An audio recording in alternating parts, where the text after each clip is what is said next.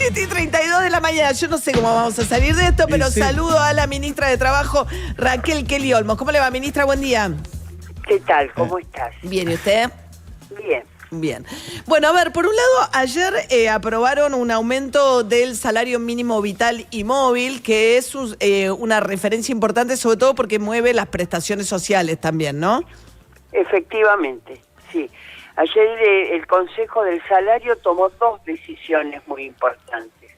Una fue efectivamente la suba del salario para el último trimestre del año. Hoy está en 118.000 pesos y va a llegar a 156.000 en diciembre. 132 en octubre, 146 en noviembre y 156 en diciembre.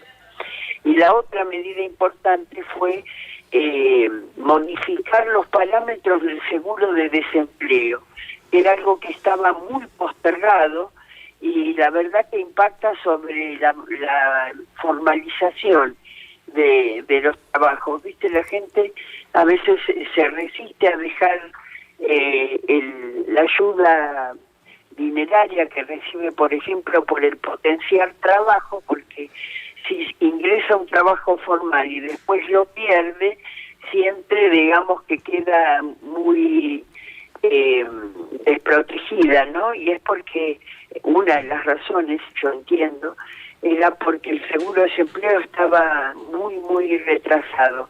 Lo hemos transformado o mejor dicho, los parámetros ahora son un máximo de 100% del salario mínimo vital y móvil y un mínimo de 50. Eso depende obviamente del salario que se percibía en actividad, y la cantidad de meses, que puede llegar hasta 12, depende del tiempo en que estuvo en actividad.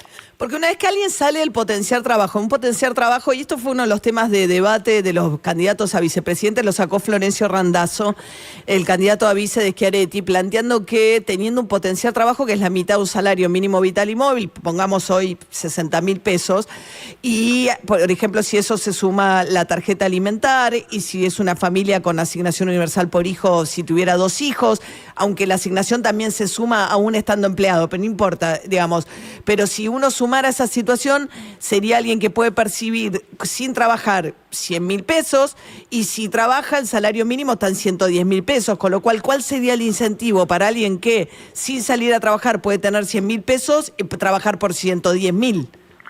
En general el salario mínimo vital y móvil es más una referencia del salario de la informalidad, porque desde el punto de vista de quienes están en relación de dependencia bajo algún convenio, los mínimos de convenio están por encima de los 200.000 pesos.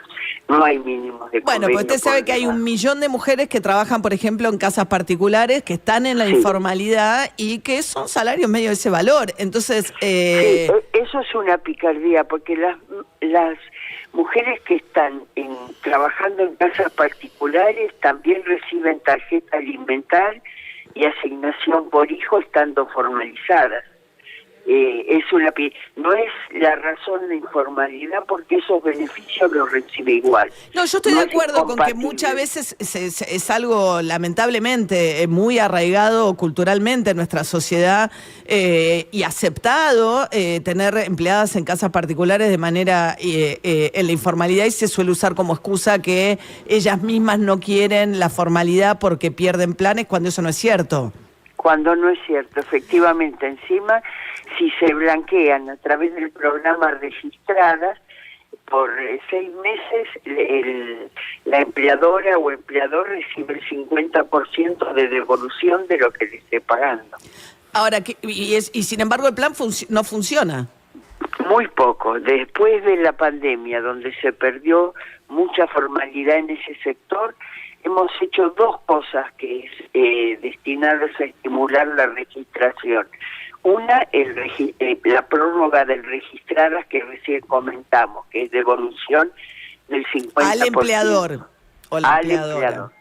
al empleador o empleadora. En Es hogares muy que ganan sencillo. por debajo, yo no sé cómo quedó ahora, pero era 700.000 pesos. Era hogares que no, Sí. que no pagan ganancias, digamos, hogares con ingresos que no pagan ganancias. El Estado le paga la mitad del salario como incentivo a registrar la empleadora, del salario de la empleada, ¿no? Efectivamente.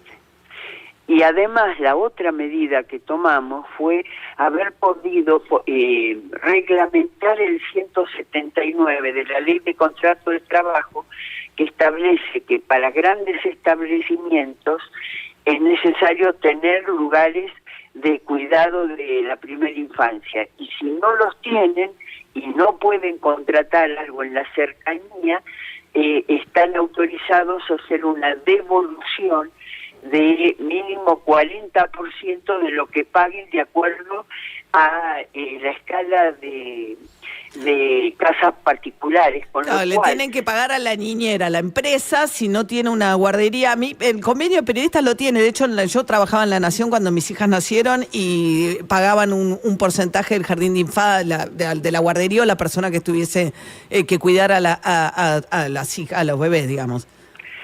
Así que sumando estas dos prestaciones por 6 meses tendrían una devolución mínima del 90%. Claro, o sea que si alguien tiene una persona cuidando un bebé en su casa y trabaja en una empresa grande y esa empresa no tiene guardería, declarando y registrando a esa persona, se le financia gran parte del salario.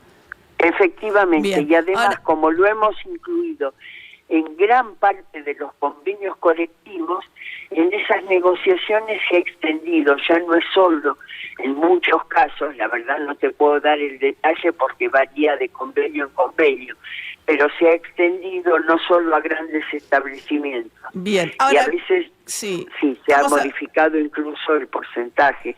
Así que es realmente muy favorable registrar a las empleadas de casas particulares. Lamentablemente funciona poco. Estamos con Raquel Kelly Olmos, que es la ministra de Trabajo. Ayer, más allá de que se subió, digamos, de acá a diciembre va a subir un 30 y pico % el salario mínimo vital y móvil, se conoció el índice de pobreza que está en el 40%, y la situación es tal hoy que sumando 2 salarios mínimos, en 2, no 1, 2 salarios mínimos, aún así no cubren la canasta básica, con lo cual se puede dar una situación, y es lo que me parece que explica la radiografía esta, es que 2 personas pueden estar empleadas y caer debajo de la línea de pobreza. O sea, un hogar con 2 adultos que cobran salario mínimo vital y móvil no Bueno, es ¿no? que teniendo en cuenta los índices de trabajo, digo, la cantidad de creación de trabajo, el desempleo está en el 6%.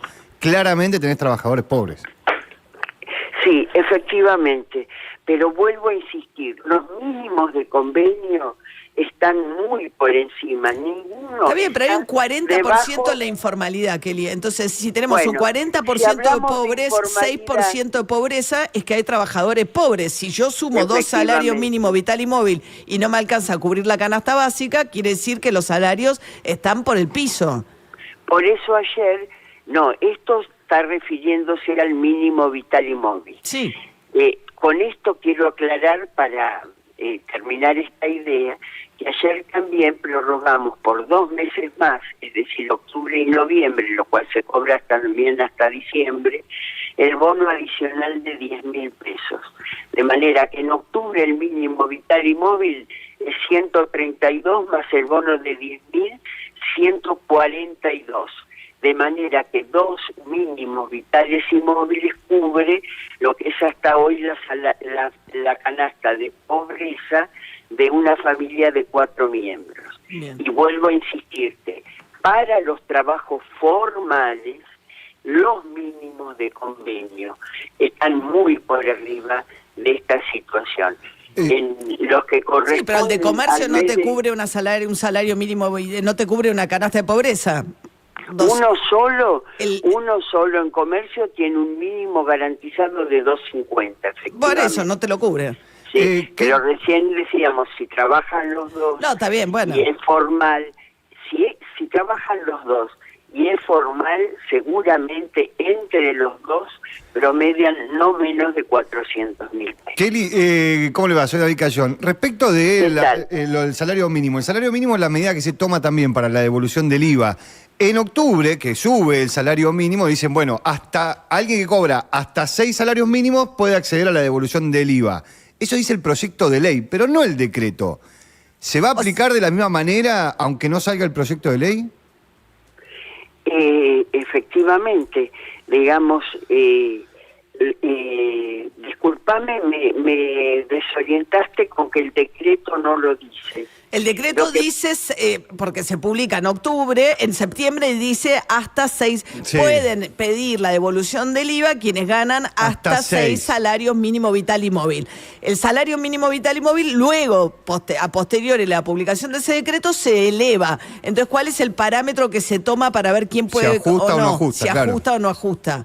Y tiene que ver con el mes en curso, efectivamente. O sea que hoy, por ejemplo, es alguien que cobra hasta 708.000 pesos brutos y en diciembre, por ejemplo, va a ser 850.000 pesos brutos. Porque esta medida, la devolución del IVA, va hasta diciembre. Van a ir actualizando el monto para poder...